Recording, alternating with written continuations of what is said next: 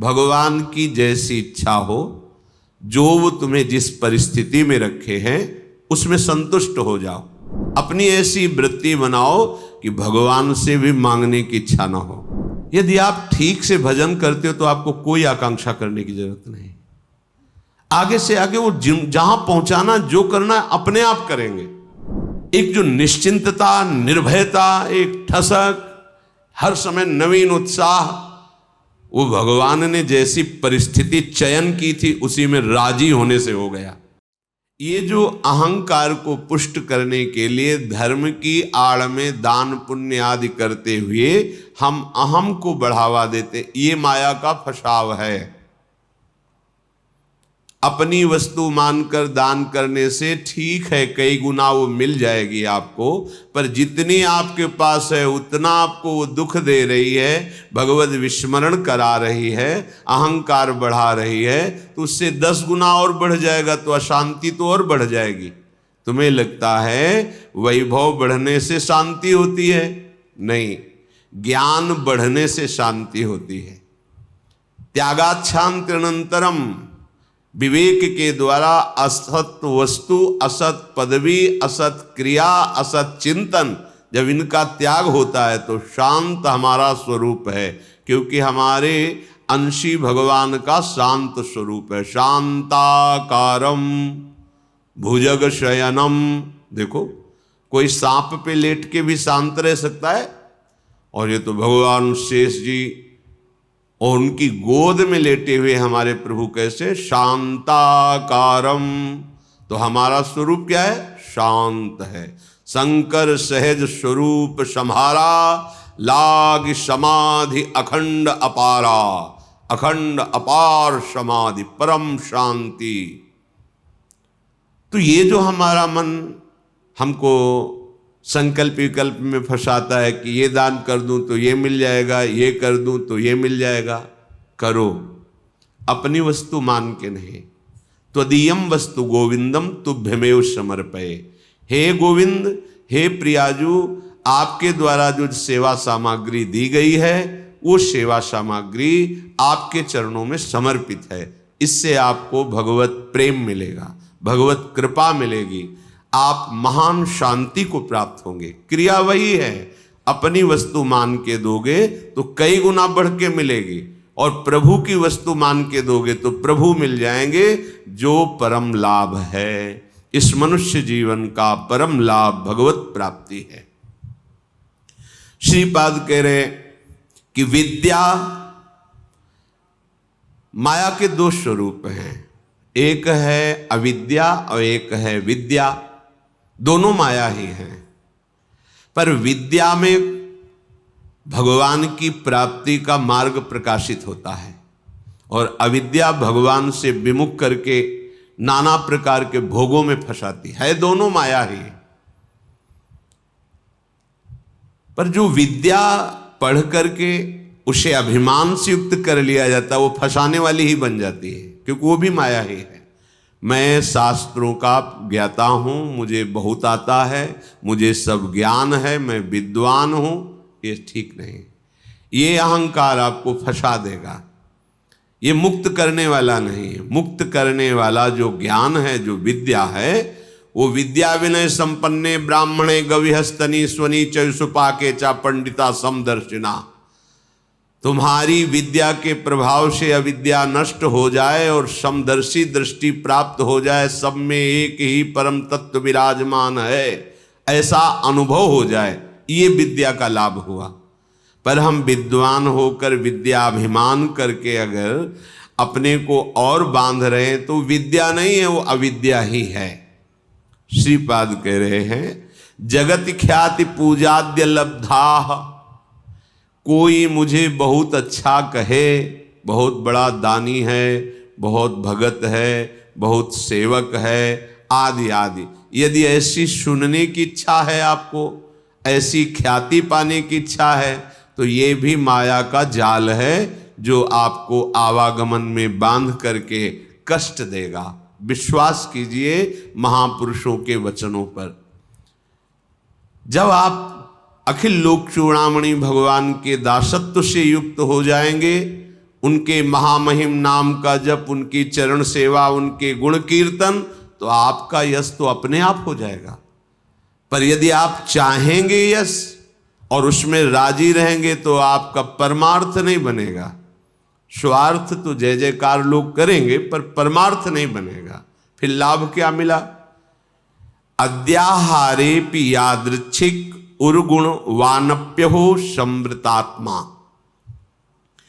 अब तुम हमारी बात मान लो, श्रीपाद कह रहे हैं अद्याहारेपि यादृच्छिक, भगवान की जैसी इच्छा हो, जो वो तुम्हें जिस परिस्थिति में रखे हैं उसमें संतुष्ट हो जाओ। जथा लाभ संतोष सदा काहू सो कछु न चाहोगे। अपनी ऐसी वृत्ति बनाओ कि भगवान से भी मांगने की इच्छा ना हो।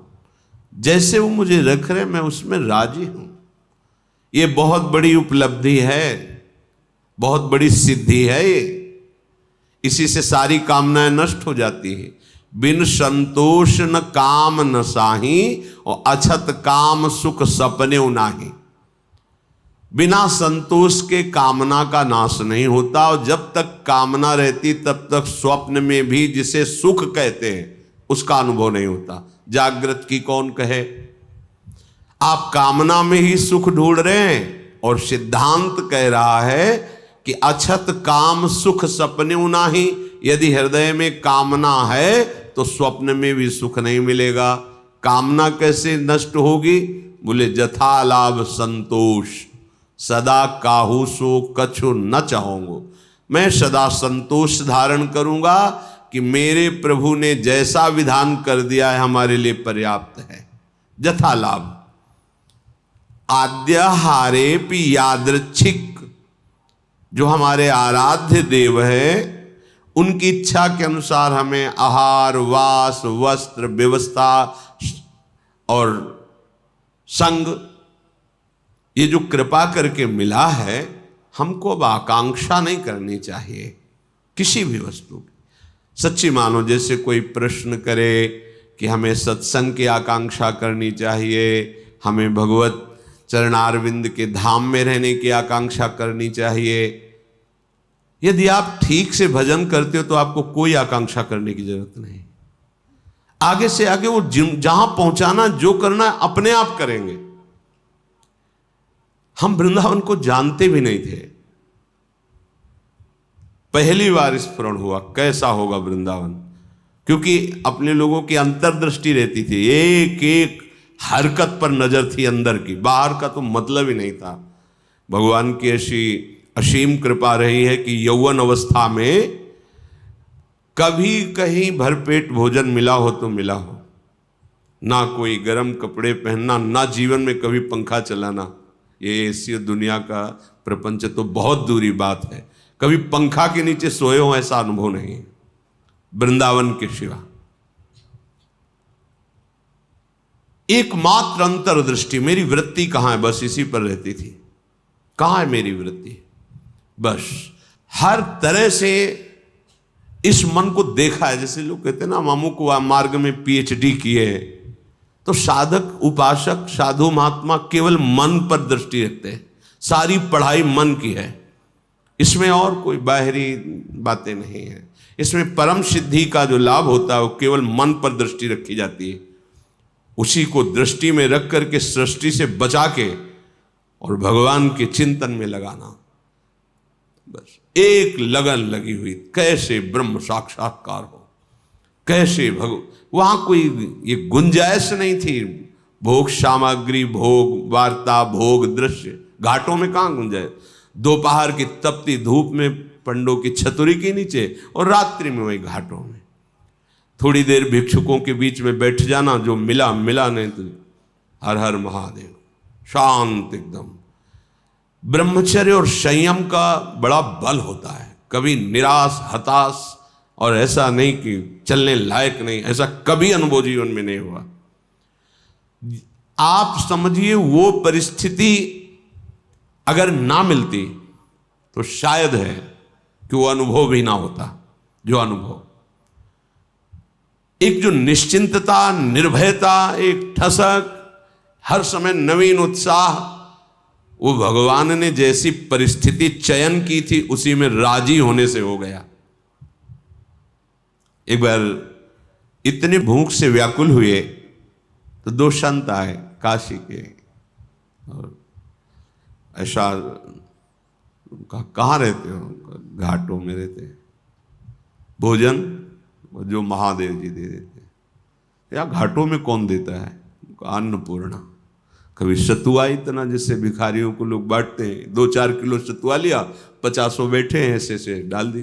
तो कमंडल का ढक्कन होता था ऐसे रखा, कोई एक पीस बर्फी रख दी ऐसे, बोले आओ चलो आज तुम्हें भोजन पवाते हैं। तो देखो मन की बात प्रभु ने सुन ली, लेकिन हंसी की बात, ले गए कमरे में बैठाला और 2 घंटे बाद आए। रात हो गई थी, शाम के बैठते थे जाके, और आए बोले हमारे यहाँ तो प्याज लहसुन बनता है, आप खाते हैं? ये तो नहीं बन। अच्छा महादेव। हाँ निकले, खूब हंसे कि ए मन देखा तेरी चालबाजी नहीं चली। नियम लिया था कहीं नहीं जाएंगे, पर इतनी व्यवस्था हम अपनी तरफ से ले गए, और देखा तुम्हें उत्तर दिया महादेव, चल आज के बाद कोई बुलाए भी तो नहीं जाला है। जथा लाभ संतोष सदा का, ये बहुत बड़ी उपलब्धि का मार्ग है। चाहे गृहस्थ हो चाहे विरक्त हो, जैसी परिस्थिति प्रभु ने दी है, सच्ची मानिए तुम्हारे कल्याण के लिए वैसी परिस्थिति आवश्यक है। आप कह सकते हो बड़ा घर में प्रतिकूलता रहती, जरूरी है प्रतिकूलता। भगवत प्राप्ति के लिए जो तुम्हें प्रतिकूलता मिली जरूरी है, बड़े बड़े सिद्ध भक्तों को मिली है। आप तो अभी भक्ति के मार्ग में कदम रखना चाहते हैं, और जो भक्ति के सुभट हैं उनके साथ भारी से भारी प्रतिकूलता हुई। हम प्रतिकूलता का निरादर न करें, वो भगवत कृपा है जो मुझे दलदल से निकाल रही है। सबका स्वरूप सामने आ रहा है। रहीमन विपदा हो भली जो थोड़े दिन होए, हित अनहित या जगत में जान परे सब कोय। तो अद्याहारेपि यादृच्छिक उर्गुण वा नप्य हो समृतात्मा। जब आपको जैसी परिस्थिति में रखा गया उसके बदलने के लिए आप दिखावा न कर दे, दिखावा होता है। ब्रह्मबोध प्राप्त करने के लिए एक महापुरुष मिले थे, उन्होंने कहा था कि अपने गुणों को प्रकाशित ना करे, मौन का आश्रय ले, और ऐसे जैसे कोई विक्षिप्त हो ऐसे रहे, फिर उसकी जो यथालाभ व्यवस्था होती उसमें रहे तो उसे बहुत जल्दी ब्रह्मबोध प्राप्त हो जाता है। अपने गुणों को प्रकाशित करके, अपनी महिमा को प्रकाशित करके उसका उपभोग करने लगे तो फिर वो स्थिति से गिर जाता है, वो उस चरम अवस्था को प्राप्त नहीं होता। गंगा किनारे एक से एक महापुरुष, एक से एक दिव्य अनुभवी महापुरुष। यहां कह रहे उर्गुण वानप्य हो समृतात्मा। आप अपने गुणों को प्रकाशित करके ऐसा कहीं उपभोग तो नहीं कर रहे, अपने सम्मान का गुण प्रदर्शित करके, चाही हुई वस्तुओं का, मानी हुई मान्यता का यदि उपभोग कर रहे हैं तो आप अपने मार्ग से गिर जाएंगे। आपको गुण प्रदर्शन नहीं करना। हम प्रभु के गुण गा रहे हैं, प्रभु का नाम कीर्तन कर रहे हैं, प्रभु की सेवा कर रहे हैं, प्रभु का जस गा रहे हैं। हजारों को लाभ मिले, लाखों को लाभ मिले, करोड़ों को मिले, सबका मंगल हो, कोई परेशान। यहां कह रहे कि अपने गुणों का प्रदर्शन करके प्राप्त विषयों का सेवन उपभोग करना, विषय आए स्वीकृत नहीं हृदय में। जथा लाभ संतोष सदा। महलों में रखो चाहे झोपड़ी में वास दो, कोई प्रश्न नहीं है। चित्त का समाधान हो चुका है, अब कोई परेशानी नहीं है, कोई खुशी नहीं है, कोई दुख नहीं है। बहुत उत्तम स्थिति का वर्णन कर रहे हैं उपासक के। श्रीमद वृंदावनेस्मिन् सतत मठ सखे सर्वतो मुक्त संगा। ये अमृतमय वचन। वृंदावन में तुम्हारा आगमन हुआ, वृंदावन का आश्रय लिया, वृंदावन का वास, तो यहां किसी का संग मत करना। कह रहे सखे सर्वतो मुक्त संगा। सर्व संग और संत संग इस सर्व में नहीं आता। जो भगवत अनुराग में रंगे हुए महापुरुष हैं, तो भगवत प्राप्त संतों ने भी ऐसी आकांक्षा की कि मुझे ऐसे प्रेमी महाभागवतों का संग मिले, क्योंकि बिना उनकी चरण धूल में बैठे, उनकी चरण धूल से अभिषिक्त हुए ना तत्वबोध होता है ना भगवत प्रेम होता है। तो संतों का संग ही सर्व संग का त्याग कराता है। इसीलिए श्री भगवान ने अपनी प्रसन्नता, अपनी प्राप्ति के उपाय का जब वर्णन किया तो कह रहे हैं व्रतान यज्ञ छंदांस तीर्था नियमा यमाह यथा वरुंधित सत्संगा सर्वसंगोपहो हिमाम।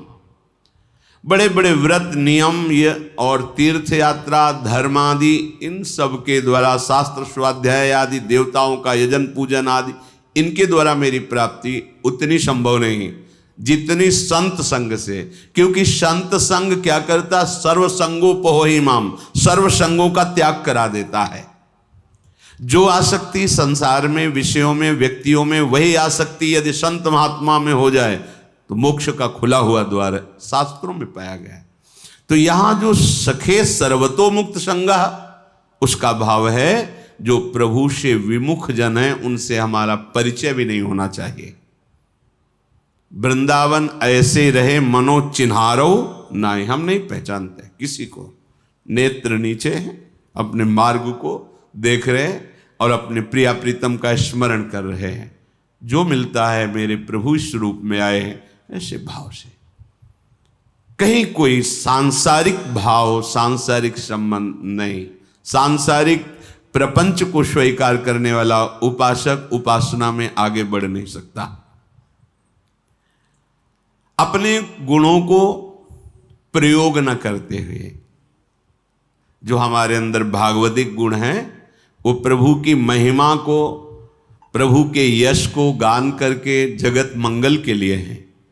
अपने में विशेषता का भाव आ जाना पतन का लक्षण है। मैं इनसे विशेष हूं, विशिष्ट हूं, मैं महान हूं, ऐसी बात मलिन अंतःकरण में आती है, निर्मल अंतःकरण में नहीं। जितना अंतःकरण निर्मल होता जाएगा उतने ही ये भाव खत्म होता चला जाएगा। और जिसका संपूर्ण अंतःकरण निर्मल हो जाता है, उसके हृदय में ये बात आ जाती है कि मैं चराचर जगत का सेवक हूं। सो अनन्य गति जाके असमत न टरे हनुमंत, मैं सेवक और सचराचर रूप स्वामी भगवंत। ये सबसे बड़ी बात आ गई। तो सीधाम वृंदावन का आश्रय, वृंदावन का वास, किसी से कोई परिचय नहीं। जैसी परिस्थिति में प्रिया प्रीतम रख रहे हैं वो हमारे योग्य है। हम अपने गुणों का प्रदर्शन करके किसी भी वासना की पूर्ति की चाह न रखें।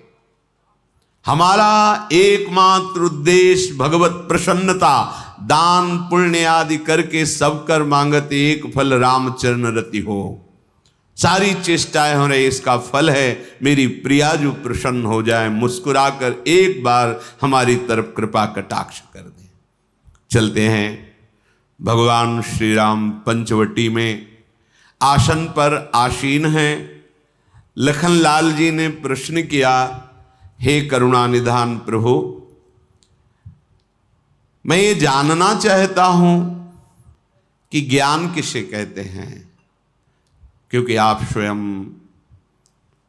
परब्रह्म हैं। तो आप जो वर्णन करेंगे, आप जो जनाएंगे, वही वास्तविक जानना होता है। जो संत महात्मा जन बोलते हैं, प्रभु जितना जनाते हैं उतना ही। हे नाथ, वैराग्य किसे कहते हैं, माया किसे कहते हैं, भगत किसे कहते हैं, भक्ति, ईश्वर और जीव का भेद क्या है, आपके चरणों की वो अविरल भक्ति क्या है जिससे शोक मोह भ्रम जन्म मृत्यु दुख ये सब नष्ट हो जाता है, उस भक्ति का स्वरूप क्या है।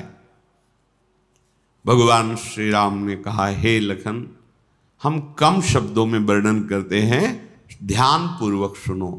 थोरे ही महा सब कहूं बुझाई, सुनहु तात मति मन चित लाई, मैं अरु मोर तोर तैं माया, जेहि बस कीन्हे जीव निकाया। गो गोचर जहाँ लगी मन जाई, सो सब माया जाने हूँ भाई। तेहि कर भेद सुनहु तुम सो, विद्या अपर अविद्या दो। एक दुष्ट अतिशय दुख रूपा, जा बस जीव पराभव कूपा। एक रचई जग गुण बस जाके, प्रभु प्रेरित नहीं निज बलता के। हे लखनलाल, थोड़े में ही समझाकर कह रहा हूं, तुम मन चित्त और बुद्धि लगाकर सुनो।